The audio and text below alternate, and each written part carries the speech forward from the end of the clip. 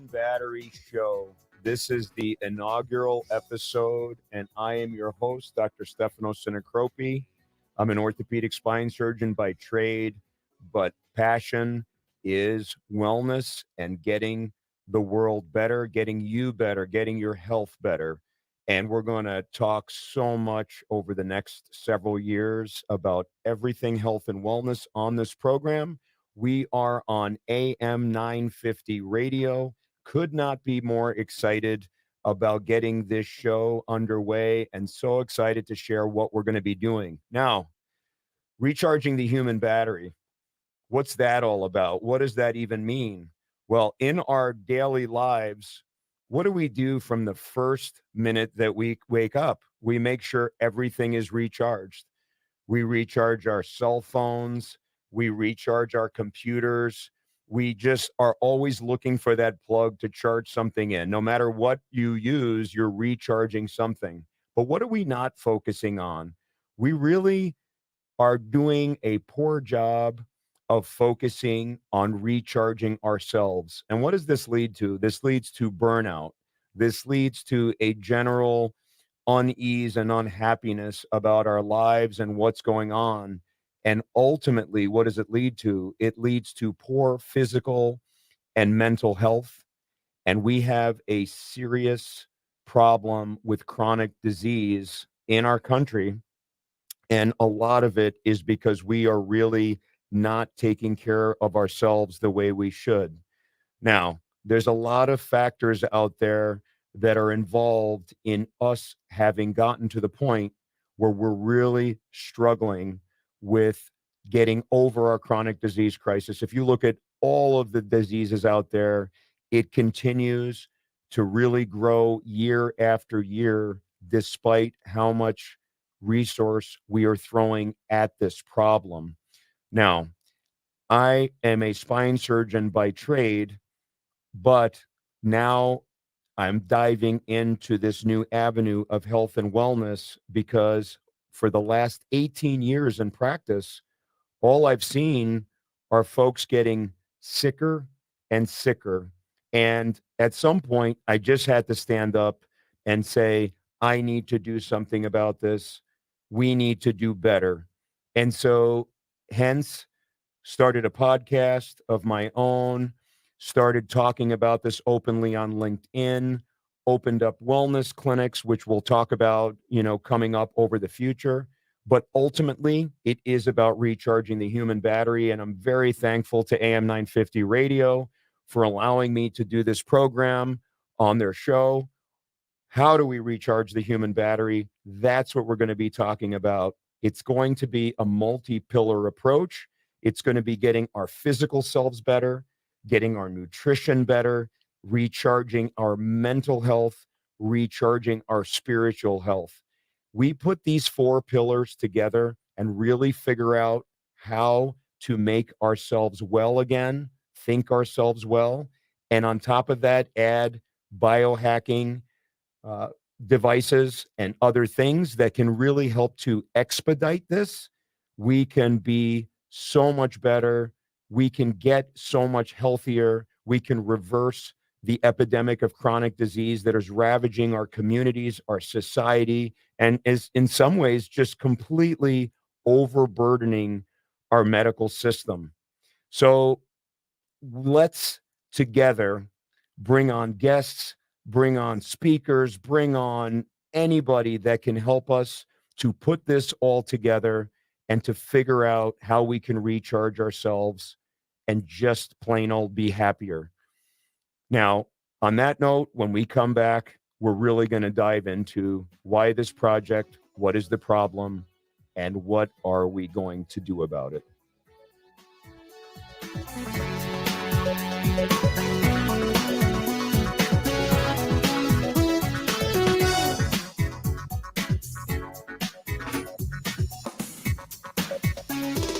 All right, and welcome back to Recharging the Human Battery on 950 AM radio. Dr. Sinicropi here, and this is the first episode, like I said before, and we've got so much to talk about. I don't know if I have enough time to get through everything I really want to say, but Hopefully, if you tune in on a weekly basis, you'll over time get everything you need to recharge your own batteries and just lead better lives yourselves and for your families.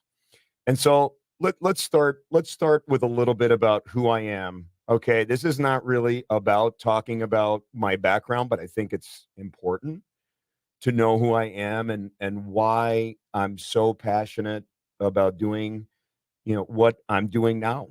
And so I am originally from the Bronx, New York, grew up in a blue collar community, had a very interesting upbringing, which I'll talk about on future shows. Eventually decided I wanted to be a physician and was blessed to be able to get into Columbia University College of Physicians and Surgeons, trained there, then went on to orthopedic surgery residency, and then off to the Kenton D. Leatherman Spine Fellowship in Louisville, Kentucky, where I trained with both neurosurgeons and orthopedic surgeons in everything spine surgery. It was an amazing experience, both my residency at Columbia and then at Louisville. Really was able to train with some of the best surgeons in the world and could not be more thankful for that opportunity. Now, I eventually took a position at Midwest Spine and Brain Institute, which currently serve as the president and CEO of. Been there for 18 years. So, in my first 5 years as a spine surgeon, um, our main objective and goal is to become the best surgeons that we can be. And so our focus at that time, my focus was absolutely becoming the best technical surgeon I can, understanding who needs surgery, who doesn't, and doing the best job I can, learning minimally invasive surgery techniques and a whole host of technical things. The next 5 years, you feel much more of an expert, and the focus is on practice building. And so, again, I wore my hat as an orthopedic spine surgeon, built a large practice, love taking care of patients, love doing spine surgery, love hearing people's stories, and trying to restore their lives and function as best I can. Now, what really stood out, even from the beginning, to me, I started asking myself the question, why are people so ill? Why are they unhappy? Why are they sick? Why are they on a long medication list? And started asking questions. So, my first dive into the health and wellness kind of arena was in diet and exercise. As somebody that's always been keen on dieting and exercise myself, it's something I was very comfortable talking about initially with my patients. And I started really counseling them. How do you exercise? How do you diet? And started recommending things like paleo diet. And then eventually we went to intermittent fasting diet, as there's so much amazing data on that. We're going to be dissecting intermittent fasting up and down on this show, and we're going to be talking about veganism. We're going to be talking about ketogenic diets, how those can benefit you, especially for mental health. Just so many different topics.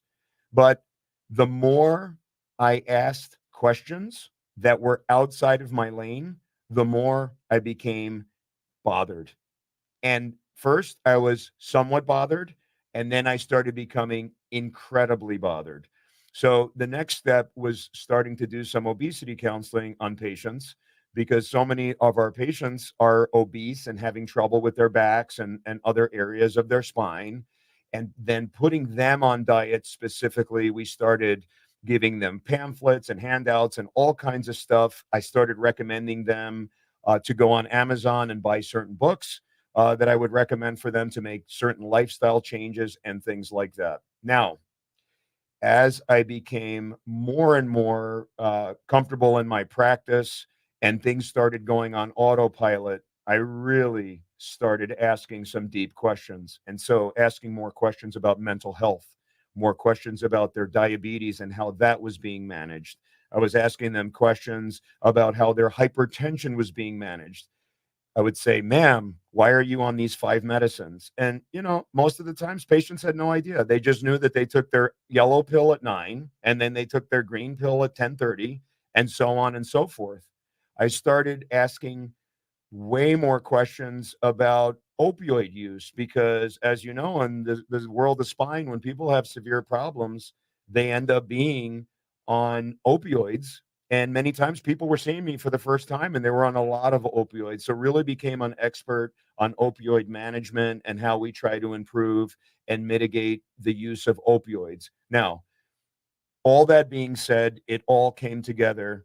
And some point a couple years ago, I got into the world of biohacking personally for myself. And that included things like red light therapy or photobiomodulation, oxygen therapy, laser therapy, all kinds of other things, which I'm going to get to in a little bit here. And that then allowed me to start counseling patients on other easier biohacks that they can do in addition to dietary changes and exercise and other things where they can make their lives better. Now, it wasn't until last year that it all boiled over. The more I asked questions, the more upset I would get, the more I would have sleepless nights. And I really would want to know, how can I help people more? How can I help people better? So at some point, I made the decision that it wasn't enough for me to just talk to my own patients. I had learned enough about these other aspects of medicine, of health and wellness, of biohacking, that I just made the decision that because I had a platform, because I was a known commodity here in the Twin Cities, people knew me, knew what I was doing in spine surgery, spoke often to many different groups.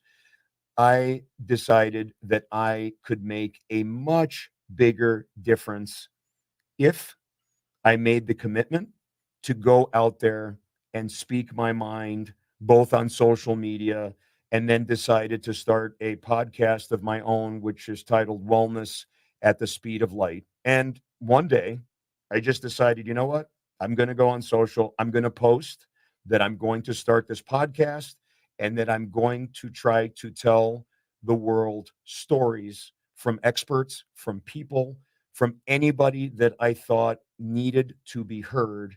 And I made that commitment to be out there talking about health and wellness and how we can overcome this plague of chronic disease that is absolutely ravaging our society. Now, I knew there was going to be some serious challenges. We have an ingrained medical system that works the way it works. We spend $4.4 trillion dollars on what could only be called the sick care system, right? Our system now is really designed to treat you and your families when you become ill.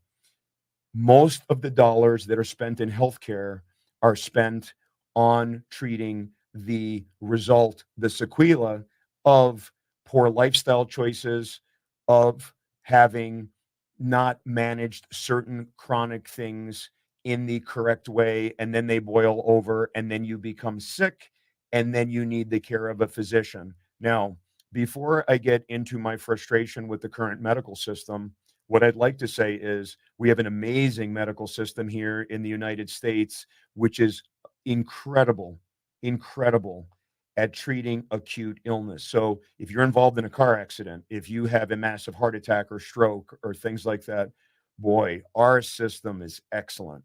If you need the care of surgeons to reconstruct any part of your body, your spine, your foot, do a liver transplant and whatnot, it is an amazing medical system. So I am very much traditionally trained and still deeply, deeply believe in the Western medical system, and millions of lives have been saved and depend on our care to make them better.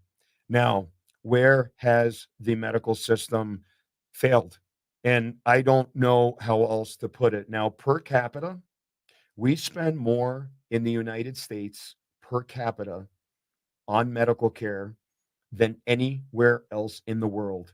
But yet, you look at the chronic disease problem, you look at things like obesity, diabetes, mental health issues of all types, they are going in the wrong direction at the same time that we're spending more than anybody else. Now, it does not take a Nobel laureate, it doesn't take the smartest person in the room to understand that something is wrong. It's no different than if you have a major league franchise or if you have an NBA franchise and you are spending more than anybody in the league and you're last in your division. Something is wrong. Something needs to change. Now, if we look at how sick people really are, it is somewhat shocking. Only 12% of Americans in cross sectional studies are actually considered metabolically healthy. And that is when you look at things like blood pressure, cardiovascular disease, obesity measurements, their blood sugar levels, things like that. 12% of us are healthy. Okay. Which means that 88% of us are taking time bombs if we're not doing the right things and can then become ill with chronic diseases. 43%. Okay. I'm going to say it 43% of the 100, equating to 133 million people have one or more chronic illnesses. Okay. This is a major problem. And that's why I go back to this notion that we, for acute care, are an amazing, amazing place to be. For chronic diseases, how in the world are 43%, okay, of the people having chronic illness?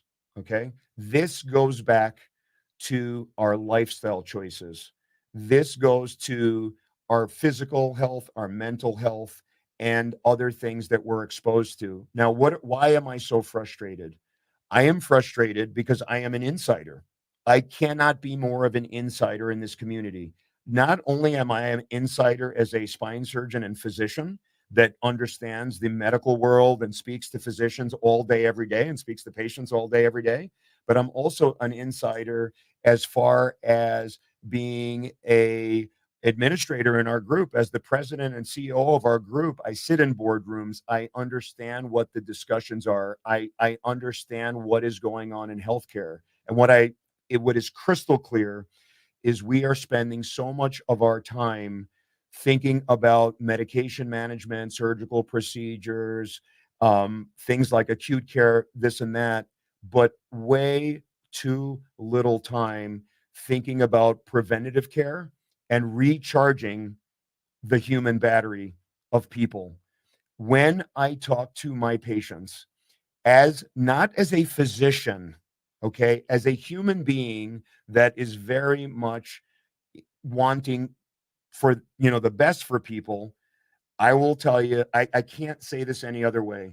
When I ask people about their understanding of things like diet, how does your diet affect your life? How does your lifestyle affect your life? How does your chronic stress affect your life?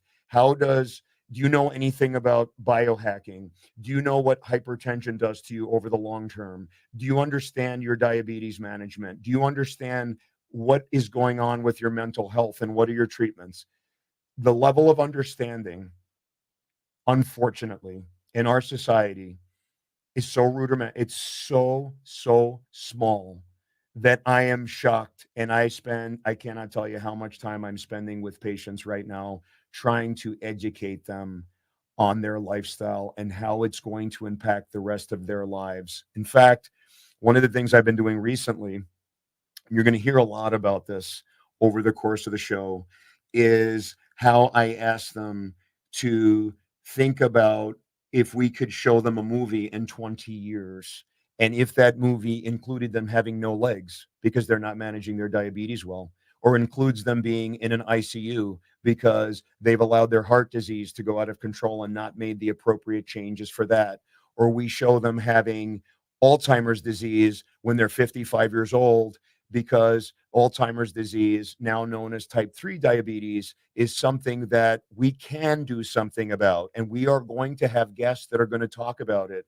And these concepts are things that are so, it just is so not understood. My mission is going to be to make these things understood. And I want to really capture this in a just in a different way, in a way that is going to make people fired up.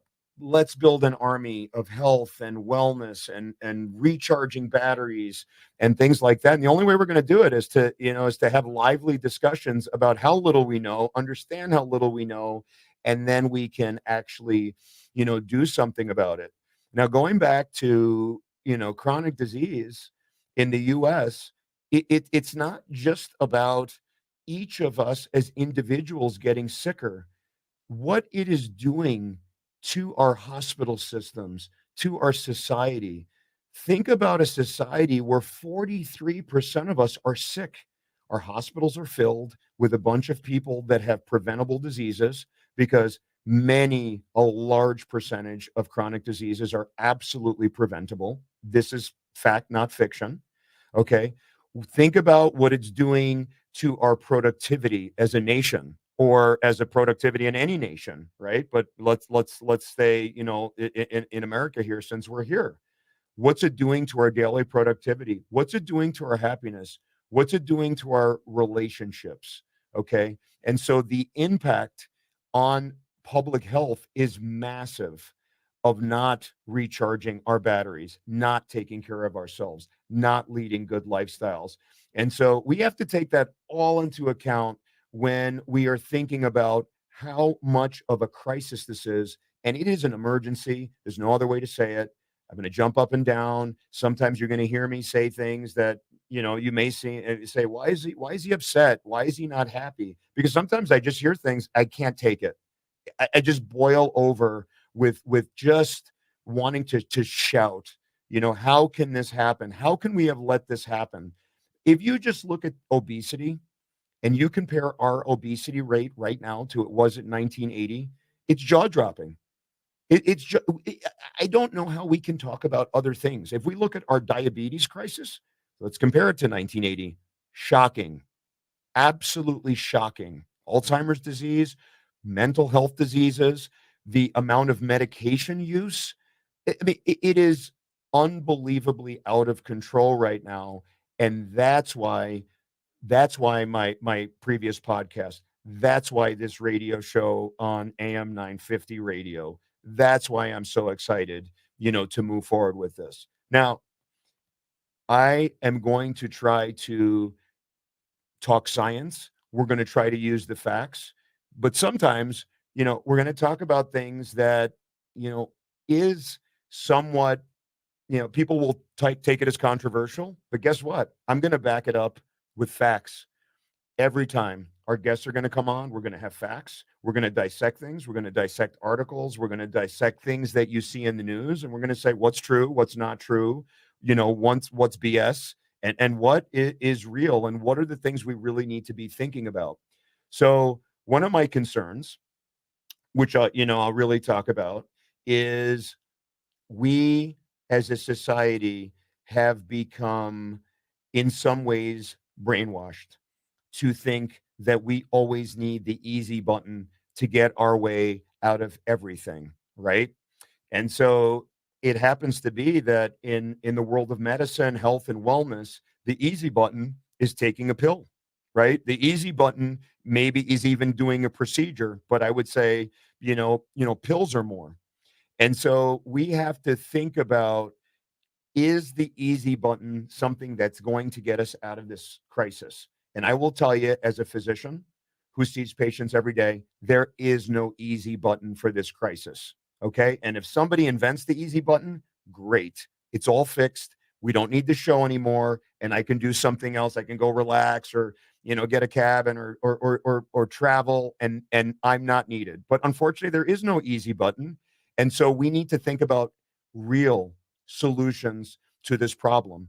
We need to think about, how did we get to the point where our society is almost oblivious to how bad things are, but almost oblivious to the choices that we're making and how outside influences are making us make poor choices.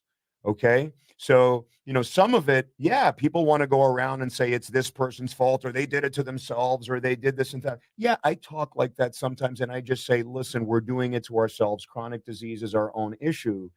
However, let's not be naive and think that there are not forces out there that are obviously trying to make us think a certain way. So let's think about who's advertising out there, who is behind the sponsorship of even our biggest institutions that are supposed to be out here making medical recommendations. What are the roles of big food? What is pharma's role in all of this? We're obviously going to dissect it on the show. And I can tell you, I've had some guests on my other podcast. I had one guest who I encourage everybody to go out and get his book, and it's called Lies I Told in Medical School. His name is Dr. Robert Lufkin. Amazing guest on my Wellness at the Speed of Light podcast show. And he pretty much broke it down. And he started talking about different organizations that are out here making, for example, dietary recommendations, and yet big food companies are the ones that are behind their sponsorship. So we have to think about, where is this information coming from and how to put it all together in a way that's digestible for our audience so that you can make appropriate decisions in your lifestyle to be able to be the CEO of your own healthcare. And I have to thank Margaret Wallace, who really put me onto that term, and I'm going to be using it. I probably will say that on every single show because it's really, what we are all about on this program. I want to empower you to become the CEO of your own health management, because no one is going to look out for you better than you. And the better you educate yourself on what is out there and what is there to offer you health, wellness, well-being, just living a better life for you, yourself and your family. That's what we're really going to really dissect. So what are some of the things that we're really going to focus on this show? So number one, this show is really going to be a combination of looking at the best in Western medicine. We're going to talk to experts that are really doing innovative techniques in the medical world. I'm going to try to focus on a lot of guests here from the Twin Cities, but we'll have guests from all over the country, obviously, that are doing amazing things, that are classically Western trained doctors. We're going to be talking Eastern medicine doctors. We're going to be talking acupuncture on this show, which is just a fascinating subject. We're going to talk to politicians. We're going to bring on company CEOs. We're going to talk to individuals who have made amazing, amazing turnarounds on their own health journey. How did they do it? How did they make the turnaround? We're just going to talk to anybody that we think can help you to make decisions on your own health and well-being, because that's what it's all about. Because if you don't have that, you don't have anything. You can't do anything. Here, let's do a little exercise. For those of you that are feeling well right now, think about when you had the flu or when you had COVID or whatever, and you were feeling awful. Imagine feeling like that all the time. Were you worried about like what purse you were going to buy? Were you worried about items? Were you worried about anything? Were you worried about your bank account? No, you were just worried about getting better. If you don't feel well, everything falls apart. So we want to figure out the right people to get on, the right guests, all this stuff to be able for you to make decisions, again, to be CEOs of your own healthcare. And I apologize because I'm going to be saying that quite a bit. Now, we're going to take all of these guests and we're going to try to weave it into a narrative of thinking about, how do all these things really cross connect? How do we get all of these different specialties and groups and politicians that are making, the policy? How do we get them together with Eastern providers and Western providers and everybody to get this beautiful web of people talking to each other, not being threatened with each other, and then coming up with plans and strategies to educate you to lead better lives. Another thing that we're really going to be talking about is one of my favorite passions, and that's biohacking. Okay, there's going to be a lot of shows dedicated to different biohacking devices. What is biohacking? Biohacking is basically biology means it's biology, living tissue. How do we hack that? What are modalities that we can use to basically, I don't want, it's almost a cheat code. I don't like to use the word cheat. That has a negative connotation, but that's really what it is. For those of you that play video games, you understand that, right? When you have the cheat code, it's a lot easier to get to that point.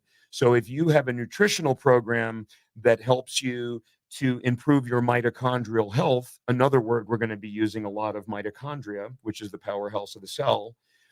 Imagine diet, exercise, improving your mental health, all those things. But now you're using the cheat code to use things like red light therapy or photobiomodulation, which again, let's break down that word: photo, light, bio, living tissue, modulation. So we can change living tissues. We can change the way your cells work by using something like photobiomodulation to literally change the way your mitochondria work, change the way your cells behave, and improve all types of ailments from musculoskeletal pain to concussion to injury recovery to post-infectious diseases like Lyme's disease and post-COVID syndrome and all kinds of things that we're really going to delve into on this show. Talk about oxygen therapy, hyperbaric chambers. Um, we're going to be talking about pulsed electromagnetic frequency devices, structured water therapy, cold plunges, bringing on guests, all kinds of things. We're going to be talking about vagal nerve stimulation and all kinds of other things. And I'm going to be the first to tell you, I raised my hand 2 years ago. If you had asked me about this stuff, I would have just looked at whoever's asking me and said, come on, I'm not going to be involved in these things. This is smoke and mirrors. This is pseudoscience. I'm going to tell you on the record, I've said this many times on the record, these modalities that we're going to talk about, every single thing that I bring here, scientifically vetted. We're going to talk the science, the data, the information. It is not pseudoscience. It's real hardcore science, and it needs to be brought to light. And it is an emergency, like I said before. And we're going to treat it like an emergency on the show because you know what? You feeling better, your family feeling better. If that's not your top priority, I don't know what is your top priority. So let's really focus on that. Back to the biohacks.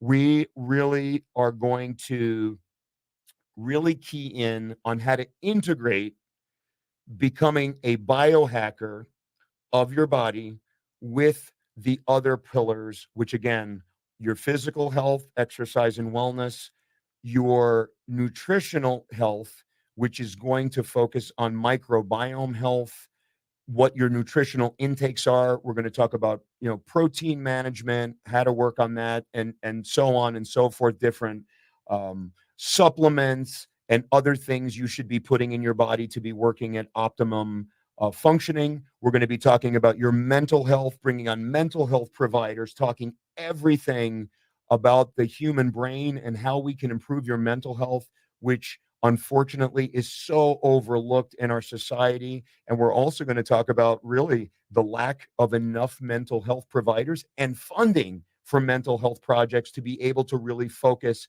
on our mental health crisis, which again, we could do a whole entire other show on the mental health crisis, and then this spiritual health. Now, some of you are religious, some of you are agnostic. Spiritual health is much deeper than that. We're going to talk about vibrational energy and how being positive and using positive self-talk and all these other things, they change literally your biology. You are flooded with the hormones of love versus the hormones of stress. And we're really going to talk about that. Stress management is going to be such an important topic on this, makes such a difference.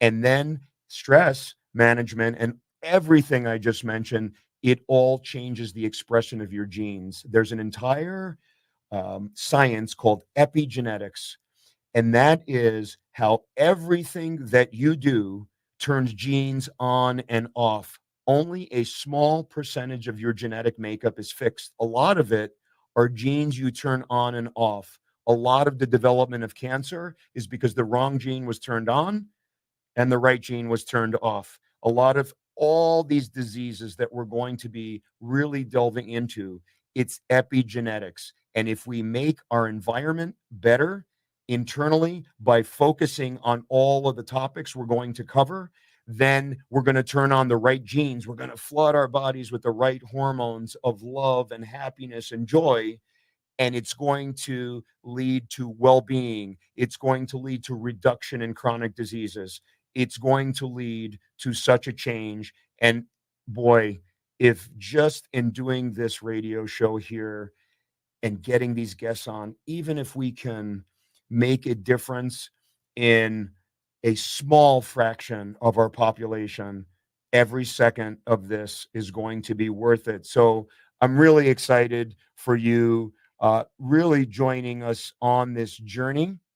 And I really hope you turn in. So I am excited about bringing this all together. I'm excited about what we can do. I'm looking for you to really be engaged in this. We are going to respond to all your comments. We are going to really be engaged with you. If you want to see somebody on this program, please let us know. I don't think that Joe Rogan's going to be coming on anytime soon. So really, we want uh, guests that you are aware of, that you've heard, that have changed your life and the way you think. And I'd love to hear from you on people that we should, consider being on the show. And again, we're going to really, really dive into both the technical world of surgery, new innovations, all kinds of things. But a lot of this is really going to be focusing on what we haven't focused on enough of, and that's prevention, health, educating our communities, getting out into communities, especially disadvantaged communities that have even less of an opportunity to hear this. And I'm really hoping that not only the general public follows this show, listens to this show, tries to be engaged with this show, but I really would love for my colleagues in the medical community, whether you're physicians of any background, any specialty, whether you're physician extenders, nurses, chiropractors, spiritual healers, whoever you are, whatever you do out there, I'd love to hear from you guys. Let's get engaged. Let's have a dialogue. Let's make a difference. We've got so much work to do. It is going to just be such a privilege and honor for me, to do this with you. And the more engaged you are, the better this is all going to come together. In our next segment, I'd love for you guys to learn a little bit about Mandy Dickey, who is going to be my co-host on the show. She is a nurse practitioner who is an absolute expert in brain wellness and brain health. And she is actually going to be appearing on episode 2 of this show. And we are going to talk everything brain health coming up. But on our next segment, I'm going to tell you a little bit about her, a little bit about her story before we get into her episode, which you guys need to turn into for next week.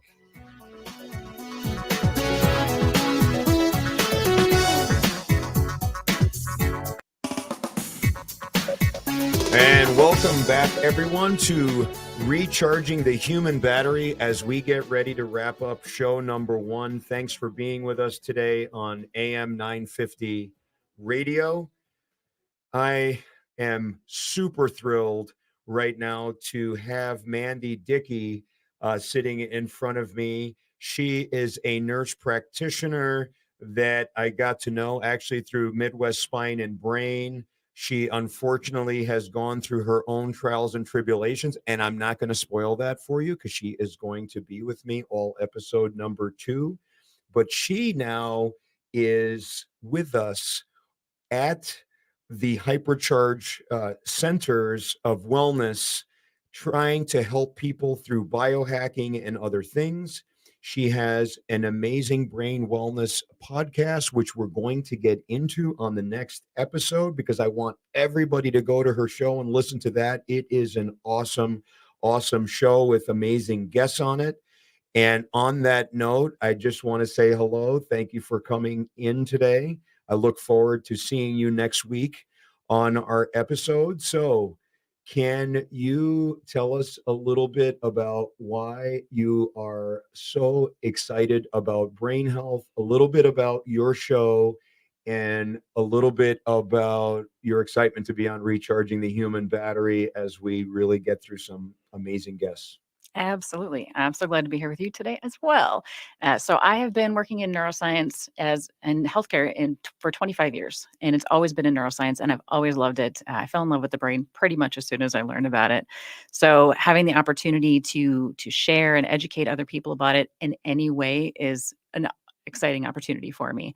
I started my podcast a little over a year and a half ago because of that same fact. I got tired of just being able to educate the people in my own facility and wanted to expand the knowledge base where I get it out to. And the guests that I've had on the show have been amazing. I've had colleagues of mine, I've had peers of mine, as well as people who've had experiences with different neurological diseases and mental health illnesses. And it's exciting to hear from both sides. And it just makes it so open for all of the listeners so that no matter what level they're at, they can get something out of the show.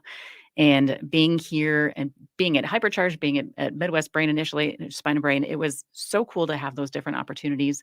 And having my own experience going through Hypercharge as a client, it's been really ex- just an exceptional experience to be able to bring that same kind of care to other people.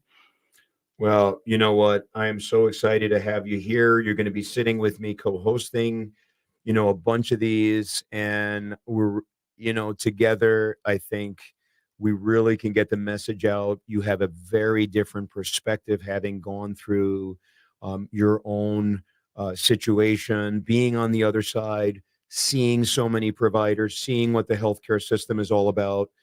And again, I don't want to spoil our next episode, but how frustrating is the status quo right now in just 60 seconds? Oh, there are improvements for sure, but it's definitely not where I wanted it to be. And it's taking entirely longer than I thought it was going to as well. Yeah, and absolutely. And you know what? Your story is going to be so interesting for, our listeners and viewers to hear. But there are hundreds of thousands, millions in the United States, millions of people across the world that are suffering from all kinds of things, chronic illnesses, post injuries, and man, they need help. And there's so much available out there that they don't know about. They need to be made aware. They need to be educated, and we need to help them to cut through the misinformation because it is an absolute jungle out there. It is a maze. I love the, like a maze diagram. That is people navigating through our current healthcare system, navigating through social media, navigating through Google, through websites, through other stuff. How in the world are people supposed to know, like what's real and what's false? And honestly, I'm glad you're here with me. We're going to try to help to cut through the noise. And I can't say it any other way. It's an emergency. We're going to get to the bottom of it, and we're going to do it right here on Recharging the Human Battery, AM 950 radio. Myself, Mandy, you as our partners, people coming in here as our partners. Together, let's make a difference. Let's make the world a better place, and let's get well.